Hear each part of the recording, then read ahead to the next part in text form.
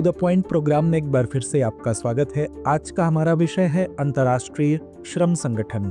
आइए सबसे पहले देखते हैं ये चर्चा में क्यों है। हाल ही में भारत जिनेवा में आयोजित अंतर्राष्ट्रीय श्रम संगठन यानी ILO की गवर्निंग बॉडी मीटिंग में शामिल हुआ।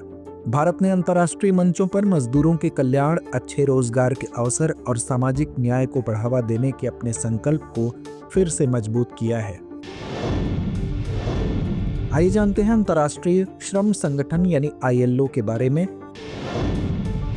यह एक वैश्विक संस्था है जो श्रमिकों के अधिकारों की रक्षा करने, बेहतर कामकाजी परिस्थितियां सुनिश्चित करती है, साथ ही सामाजिक न्याय को बढ़ावा देने के लिए भी काम करती है।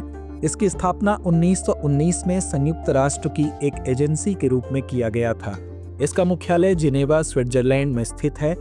यह 187 सदस्य देशों की सरकारों, नियोक्ताओं और श्रमिकों को एक साथ लाती है, जिनमें भारत भी शामिल है।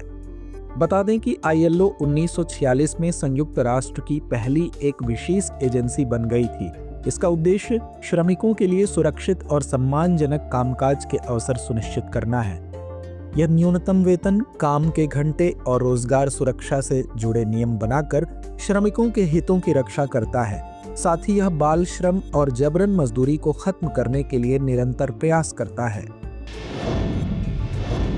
आइए अब जानते हैं ILO का संगठनात्मक ढांचा क्या है। यह अपना कार्य 3 मुख्य निकायों के माध्यम से पूरा करता है, जिनमें सरकार, नियोक्ता और श्रमिक प्रतिनिधि शामिल होते हैं। अंतर्राष्ट्रीय श्रम सम्मेलन यह जेनेवा में प्रतिवर्ष आयोजित किया जाता है, जो अंतर्राष्ट्रीय श्रम मानकों और ILO की व्यापक नीतियों को निर्धारित करता है।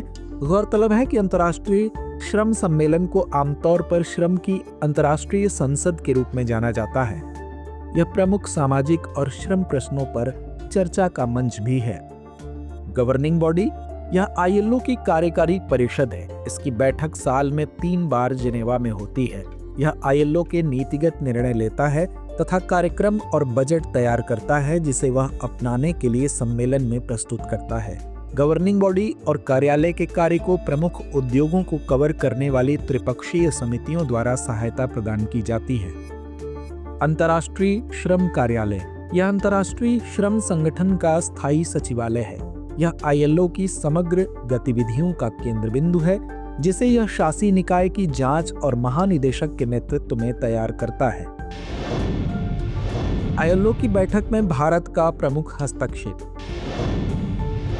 भारत ने इस वर्ष के अंत में दोहा में आयोजित होने वाले संयुक्त राष्ट्र के नेतृत्व वाले सामाजिक विकास के द्वितीय विश्व शिखर सम्मेलन के लिए समर्थन व्यक्त किया है। भारतीय प्रतिनिधिमंडल ने ILO से द्विपक्षीय श्रम और सामाजिक सुरक्षा समझौतों के माध्यम से प्रवासी श्रमिकों के अधिकारों को सुरक्षित करने के प्रयासों को बढ़ाने का आग्रह किया। भारत ने सामाजिक न्याय के लिए वैश्विक गठबंधन के अंतर्गत प्रवासन पर प्रथम त्रिपक्षीय वैश्विक मंच आयोजित करने के अंतर्राष्ट्रीय श्रम संगठन के प्रस्ताव का समर्थन किया। भारत ने हानिकारक रसायनों और अपशिष्ट से मुक्त एक स्थायी ग्रह के प्रति अपनी प्रतिबद्धता की पुष्टि की। अंतर्राष्ट्रीय श्रम संगठन के साथ भारत की राज्य विशिष्ट डेटा पूलिंग पहल का उद्देश्य सामाजिक सुरक्षा का अधिक सटीक आकलन करना है। निष्कर्ष। ILO की बैठक में भारत की भागीदारी वैश्विक श्रम नीतियों, रोजगार मानकों और सामाजिक न्याय सुधारों को आकार देने के प्रति उसकी प्रतिबद्धता की पुष्टि करती है। आइए अंत में नोट करते हैं आज का अभ्यास प्रश्न। अंतर्राष्ट्रीय श्रम संगठन के बारे में निम्नलिखित कथनों पर विचार कीजिए। पहला, इसकी स्थापना 1919 में की गई थी।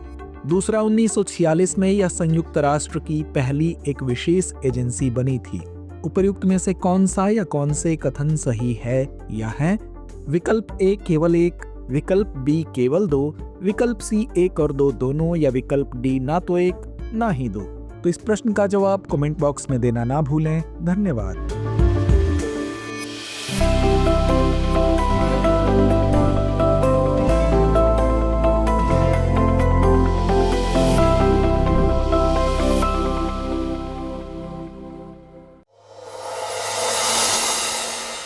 डियर व्यूअर्स, अपने एग्जाम की तैयारी को और बेहतर करने के लिए हमारे चैनल को लाइक, शेयर और सब्सक्राइब करना न भूलें।